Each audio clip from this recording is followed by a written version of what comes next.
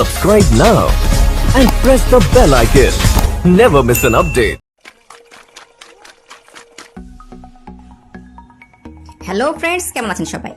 আজ আপনাদেরকে দেখাবো কিভাবে কাজু বাদাম দিয়ে কোন পদ্ধতিতে বিদেশি দামি দামি মদ তৈরি করা হয়। জানি এটা হয়তো আপনাদের বিশ্বাস হচ্ছে না, কিন্তু এটাই বাস্তব। আর এর সম্পূর্ণ প্রসেস আপনাদেরকে আজ দেখাবো। আর তার সাথে দেখাবো এমন একটা ফল যেটা আবাদ করা হয় পানির উপরে।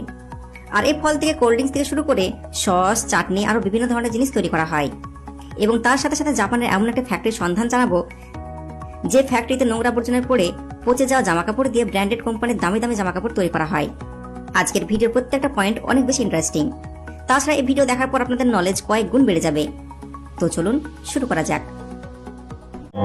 বন্ধুরা, ভিডিওতে একটি লাইক দিন আর আমার চ্যানেলের সকল প্রকার ভিডিও সবার আগে পেতে এখানে ক্লিক করে সাবস্ক্রাইব করুন এবং পাশে থাকা বেল বাটনটিতে ক্লিক করে অল প্রেস করুন। ধন্যবাদ। কাজু বাদাম harvesting and alcohol making process. বন্ধুরা, কাজুর ফল দিয়ে বিদেশি মদ তৈরি করার জন্য সবপ্রথমে কাজুর বাগান থেকে কাজু হারভেস্ট করা হয়। আর এই কাজু বাগান থেকে সংগ্রহ করার জন্য একটা লাঠি ব্যবহার করা হয়। আর সেই লাঠির সামনের দিকে একটি বাঁকানো কাঁটা লাগানো থাকে, যার সাহায্যে কাজুগুলোকে মাটি থেকে অনেক সহজে তোলা যায়। কাজু ফলের আবাদ করা হয় সাউথ ইন্ডিয়ার পাহাড়ি অঞ্চলে। আর এখানে প্রতিটা কাজ দেশীয় পদ্ধতি করা হয়। এরপর যখন সমস্ত কাজু কালেক্ট করা হয়ে যায়, তখন এগুলোকে বাড়িতে নিয়ে আসা হয়। তারপর এগুলোকে এক জায়গায় ঢেলে রেখে দেওয়া হয়। মদ তৈরি করার জন্য শুধুমাত্র কাজুর উপর অংশ ব্যবহার করা হয়। আর মেন কাজুগুলোকে হাত দিয়ে ছাড়িয়ে একটা বালতিতে লোড করে রাখা হয়। তারপর এগুলোকে রোদ্রে শুকিয়ে কিভাবে কাজু তৈরি করা হয় সেটা আপনাদেরকে পরে দেখাচ্ছি। তার আগে আপনাদেরকে দেখাই কিভাবে মদ তৈরি করা হয়।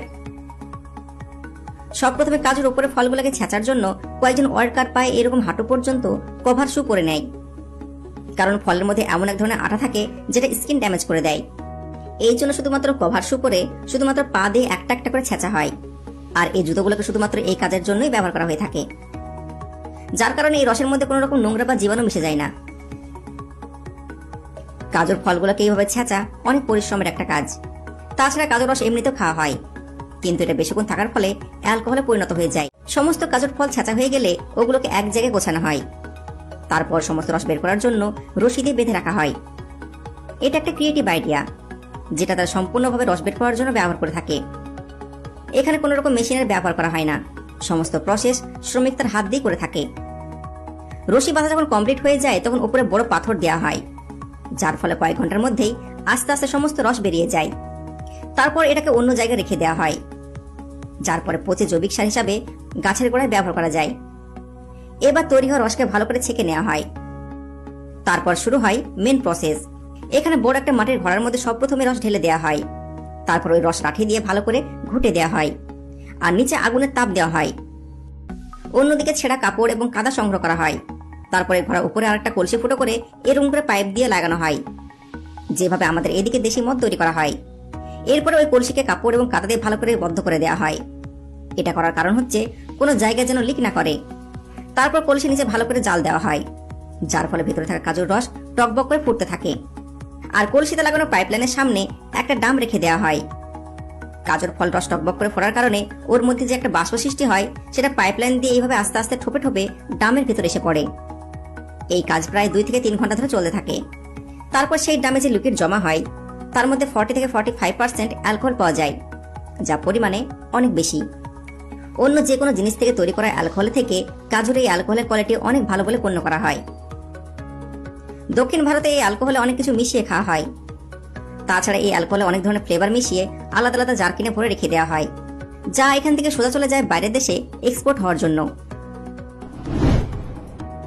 চলুন এবার দেখা যাক যে কাজুর ফলের আসল জিনিসটা, যেটাকে আমরা কাজু বাদাম বলে থাকি, সেটা কিভাবে তৈরি করা হচ্ছে।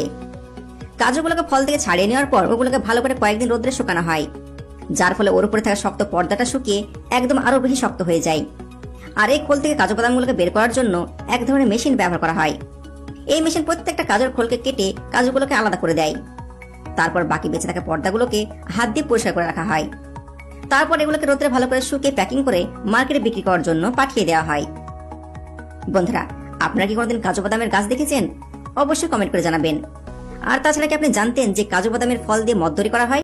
Cranberry harvesting and factory process.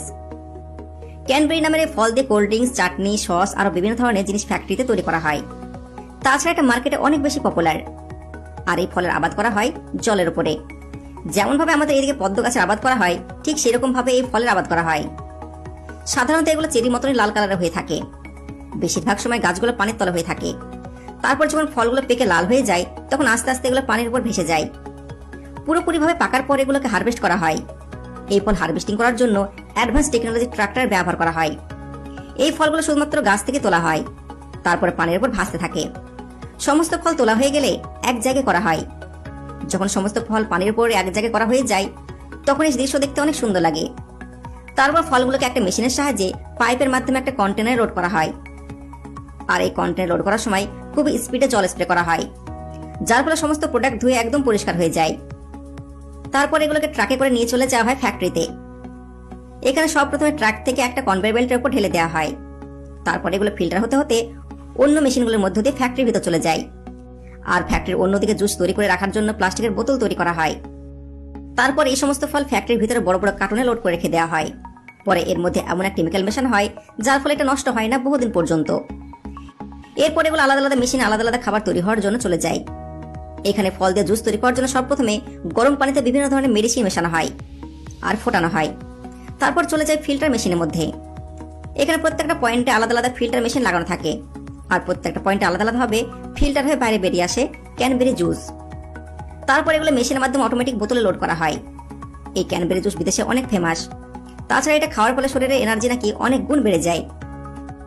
তাছাড়া এই ফল দিয়ে কেন তৈরি করা হয়, আর বাকি বেঁচে থাকা অংশ দিয়ে তৈরি করা হয় চাটনি, যেগুলো এখান থেকে প্যাকেট হয়ে সোজা চলে যায় মার্কেটে। চলুন এবার জেনে আসি জাপানের এই আধুনিক ফ্যাক্টরির ব্যাপারে। আর এরা সম্বন্ধে সবার জানা উচিত। এই ফ্যাক্টরি খাস হওয়ার কারণ হচ্ছে পচা যে কোনো কাপড় দিয়ে তুলো তৈরি করে আবার নতুন করে ব্র্যান্ডেড কাপড় তৈরি করে দেয়। জানি না দেখলে হয়তো আপনাদের বিশ্বাস হবে না, কিন্তু এটা বাস্তব। আর আজ সেটার প্রমাণ সহ আপনাদেরকে দেখাবো। সব প্রথমে ছোট কাপড় বা পচা নোংরা কাপড়গুলোকে আবর্জনা থেকে এক জায়গায় করা হয়। আর এই ধরনের কাজগুলো বেশিরভাগ মেশিনই করে থাকে। জাপানের এই ফ্যাক্টরিতে যে কোনো কাপড়কে মেশিনের মাধ্যমে নরম তুলোতে কনভার্ট করা যায়। এই সমস্ত নোংরা কাপড় নিয়ে এসে ওর মধ্যে এক ধরনের কেমিক্যাল মিশিয়ে ওয়াশ করা হয়।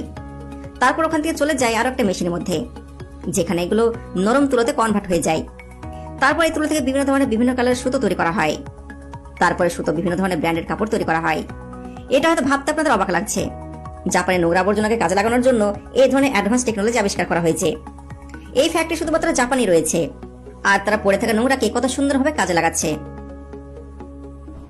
আর বন্ধুরা, সব লাস্টে জরুরি কথা, আমরা যেন এর থেকে আরো ভালো ভালো ভিডিও বানাতে পারি, এই জন্য ভিডিওতে লাইক করার সাথে সাথে আপনার বন্ধু ফ্যামিলির সাথে শেয়ার করুন। আর যদি আপনি আমাদের চ্যানেলে নতুন হয়ে থাকেন, তাহলে এখনই সাবস্ক্রাইব করার সাথে সাথে পাশের নোটিফিকেশন বেল আইকনটি অন করে অল অপশন সিলেক্ট করুন। ধন্যবাদ।